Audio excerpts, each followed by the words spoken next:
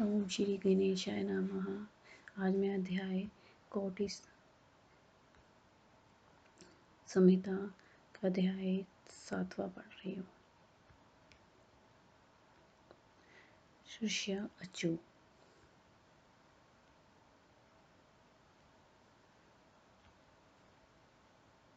कथं गंगां समयात्ता विशाखे सप्तमी दिने नर्मदायां विशेषेण स्तुतेत दर्या प्रभो। ईश्वरस्य कथं जातो नन्दिकेशो हि नामतः वृत्तं दत्ता तद्भिः सुप्रीत्या कथयन्त्वं मामते। सूतुवाच साधु पृष्ठमिशिष्टा नन्दिकेशितं वचः तदहं कथयामि शृण्वत्पुण्यवर्धनं ब्रह्माण्य ऋषिकं नाम्नि कस्यचित् द्विजनं स्तुता विवाहिता कस्मै द्विजाय विधानतया पूर्वकर्म प्रभाविणी पत्नी सा हि द्विजन्मः सुव्रतापि च विप्रेन्दा बालवैद्यमागता अथ सा द्विजपत्नी हि ब्रह्मचार्ये वर्तावयन्ती पार्थिवर्चनं पूर्वा हि तपस्तत्त्वे सुधारुणम् तस्मै वत्सरे दुष्टो मूढनामो असुरो बली ययो तत्र महामयी कामबाणेन तडिता तपन्तीं तां समलोक्य सुन्दरीमती कामिनीनिमा तया भोगं यच्चाय सा ननालोभं प्रदर्शयन् अथ सा सुव्रता नारी शिवध्यानपरायणा तस्मै धृतदगो नैव कामदृश्यमुनिश्रा न मानतीवतीतं च ब्रह्माणि च स तपोरता अतीव हि तपो निश्यासी अच्वन्ति ध्यानमाश्रिता अथ मूढा सा दैत्येन्द्र तया तन्वै तिरस्कृता चुकोत्र विकटं तस्यै पश्चात् दृश्यता अथ प्रवोच दुष्टे आत्मा दुर्वोचलभयकारणं त्रायास्मास बहुशान्तं च पत्नीं त्यज्वन तदा सा भयस्तनतः बहुवारं जीवेति च बभाष्ये स्नेहस्तनी द्विजपत्नी अपने पुत्र को ऐश्वर्य देकर वह स्वर्ग को चली गई। वहाँ बहुत समय तक उत्तम प्रकार का सुख भोग कर शिव जी की कृपा से वह उत्तम गति को प्राप्त हुई। उसका वह शुद्ध आत्मा वाला पुत्र अशेष विचरण करके प्रसन्न होकर अपने घर को गया। इसका पंडित टिप्पणी के आदि से ऋषियों ने कहा, हे प्रभु सूतिराज विशाख कुशल पक्ष सप्तमी के दिन नर्मदा में गंगा कैसे आती है, इसे कहिए। हे महामती नंदी केश कैसे शिवरूप हुए, इस कथानक को भी आप प्रेम से कहिए। सूत जी ने कहा, हे ऋषिवरों, आप लोगों ने नंदी केश संबंधी ये उत्तम बात पूछी, इसे मैं कहता हूँ। इसे सुनने से पुण्य की वृद्धि होती है। किसी ब्राह्मण की ऋषि का नाम कन्या का विवाह किसी ब्राह्मण पुत्र के नाम विधि पूर्वक हुआ। हे ब्राह्मण श्रेणी, वे ब्राह्मण पत्नी पतिव्रता होने पर भी पूर्ण जन्मों के कर्मों के कारण छोटी अवस्था में ही विधवा हो गई। उस ब्राह्मण पत्नी ने ब्रह्मचार्य व्रत धारण कर पार्थिव पूजा करने कठोर तप किया। उसी समय महान मायावी मूल नामक दुष्ट बलवान असुर काम पीड़ित होकर उसके पास गया। उस सुंदरी को तपस्या करते हुए देखकर उसे सहवास करने की इच्छा से उसे प्रलोभित करने लगा। हे मुनिवरों, वह पतिव्रता स्त्री शिवजी के ध्यान से लगी हुई थी। उसने उसकी ओर काम भावना से देखा भी नहीं। तपस्या में तत्पर होने के कारण उसने उस असुर का सम्मान भी नहीं किया, क्योंकि वह तपस्या करते हुए शिव के ध्यान में मग्न थी। उस सुंदरी से किसी तिरस्कार हो मूर्ख दैत्यराज ने कुपति होकर उसे विकराल रूप दिखलाया और उस दुष्ट ने भयावह वचन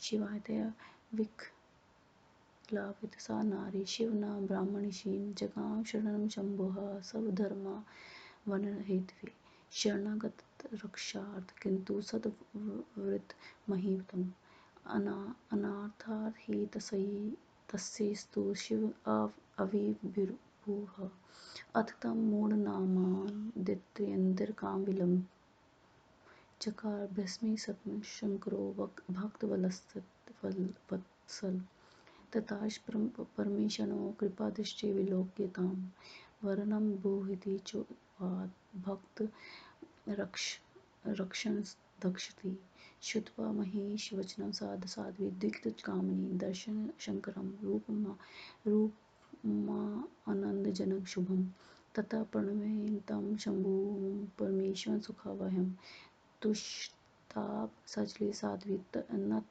स्कंदाशुपाशय ऋषिकोवाच देवदेव महादेव शरणागतवत्सले दीनबन्धुस्तत्त्वमीशनो भक्तरक्षाकर सदा तत्त्वैष मे रक्षितो धर्मो मूढनामो असुराधिय यद्यं निहतो दुष्टता जगदृष्टा कृतातवया स्वपादयो परमं भक्तिं देहि मे धानपायिनीव अयमेव वरो नाथ किमयतिघ्नहतात् अन्यदाज्ञाविभो प्रार्थना मे महेश्वरा लोकानामुपकारार्थमिह त्वं संस्थितो भव सूतुवाच इति स्तुत्वा महादेवमृषिका सा शुभव्रता तुष्यमासाद गिरीशः प्रवोच करुणाकर गिरीश उवाच ऋषिकेश सुचरित्र त्वं मम भक्ता विशेषतः दत्तात् वराश्ते सर्वे तुभ्यं ये हि याचिता एतत्तस्मै तत्र हरिब्रह्मादयः सुरः शिवविभावमाज्ञा ययुर्हर्षसमन्वितः शिवं प्रणमये सुकृत्या समानशुस्ते अखिला तदूर्वन्तका प्रियकरो बद्धवत्सुचेतसा एतस्मै समये गणा साध्वी तं सवगुण्य जागो ऋषिकां सप्रसन्नात्मा प्रशंसन्ति च तदिदं गणोवाच ममार्थे च विशाखे मासीदेयं तत्त्ववचः स्थिरतमं दिनमेकं मे सामित्यं कार्यमेव हि सूत उवाच सुनकर उस ब्राह्मण ने डराया उस ब्राह्मणी को कहा तब शिव जी के आश्रय में स्थित भयभीत उस ब्रह्मवती ने भक्ति से बार बार शिव शिव कहा। वह स्त्री अत्यंत व्याकुल होकर अपने धर्म की रक्षा के शिव जी की शरण में जाकर शिव शिव कहने लगी। शरणागत की रक्षा का व्रत जिन्होंने धारण किया है वे शिव जी को शरण देने के लिए वहां प्रकट हो गए और उस कामपीड़ मूल नाम देते हुए शिव जी ने भस्म कर दिया। उसके बाद भक्त रक्षा को शुक्ल शिव जी ने उसे कृपा दृष्टि से देखकर उसे वर मांगो ऐसा कहा। उस पतिव्रता ब्राह्मण स्त्री ने शिवजी के जनक रूप को देखा। सुखद परमेश शिव जी को प्रणाम कर अच्छे विचारों वाली उस साध्वी ने सिर झुकाकर उसकी उनकी स्तुति की। ऋषिका ने कहा हे देव महादेव शरणगत वत्सले आप दीनों तथा भक्तों की रक्षक है। आपने तो इस मूल नामक असुर से मेरे धर्म की रक्षा की और इसे मारकर अपने संपूर्ण संसार की रक्षा की है। आप मुझे अपने चरणों की सदा स्थिर रहने वाली भक्ति दीजिए, यही मेरा वर है, इससे अधिक क्या है।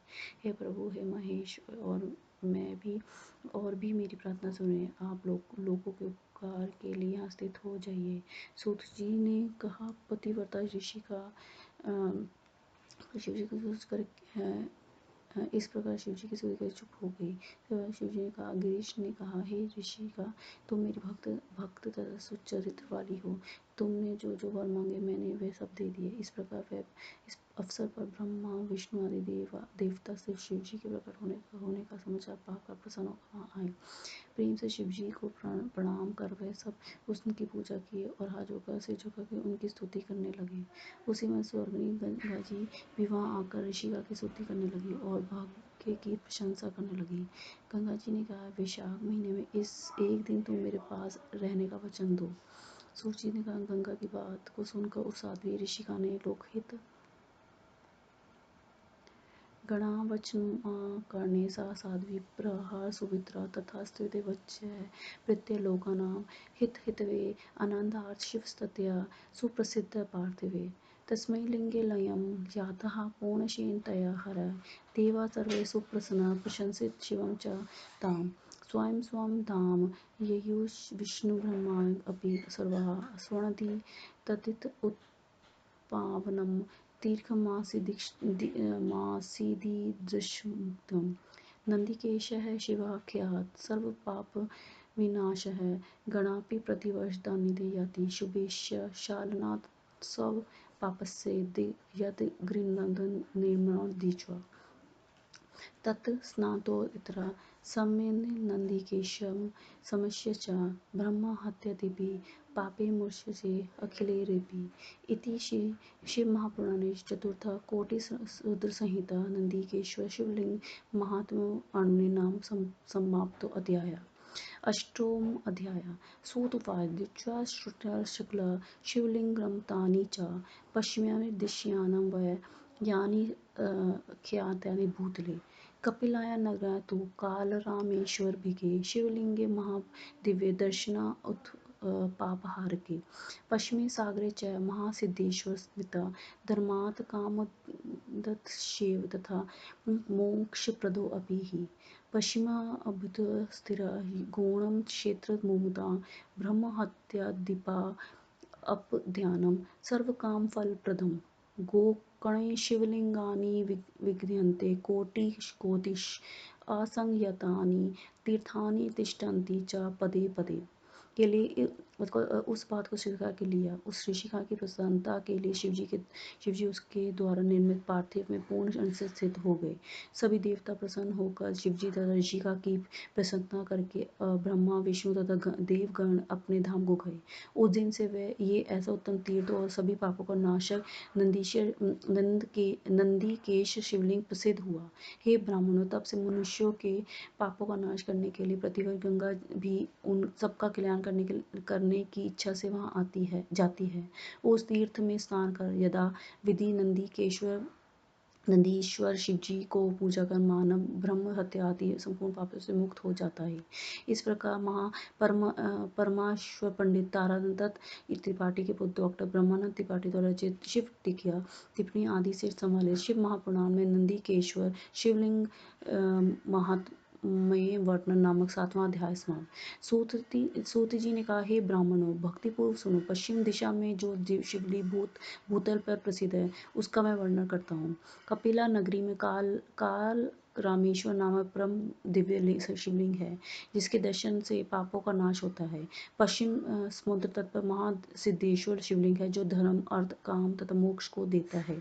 पश्चिम समुद्र के तट पर गोकर्ण नामक उत्तम क्षेत्र है जो ब्रह्म हत्या आदि पापों का नाशक तथा सभी मनोरथों को देने वाला है। गोकर्ण तीर्थ में करोड़ों शिवलिंग है जो पद पद में असंख्य तीर्थ रूप है। अधिक कहने का क्या लाभ। गोकर्ण क्षेत्र में से सभी लिंग और तथा तीर्थ जल प्रत्यक्ष शिवरूप है। हे तात, गोकर्ण क्षेत्र में स्थित शिवलिंगों तथा तीर्थों के महिमा महिष्यो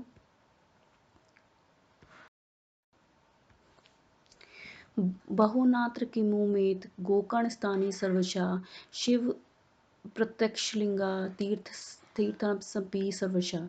गोकर्णे शिवलिंगानां तथानापि सर्वांशवर्णने महितात पुरांशिव महिषिभिः कृते युगे च हि श्वेतस्ते तत्यां सोऽतिलोहिता द्वापरे पीतवर्णशे कलौ-श्यामौ भविष्यन्ति। अक्रांत सप्तपताल कुहारो अपि महाबल प्राप्ते कलियुगे घोर मृत्युतामपूयास्यति महापातकीनशात् संप्रजा महाबलम्। शिवलिंग च गोकर्णे प्रयाता शंकरं पदम्।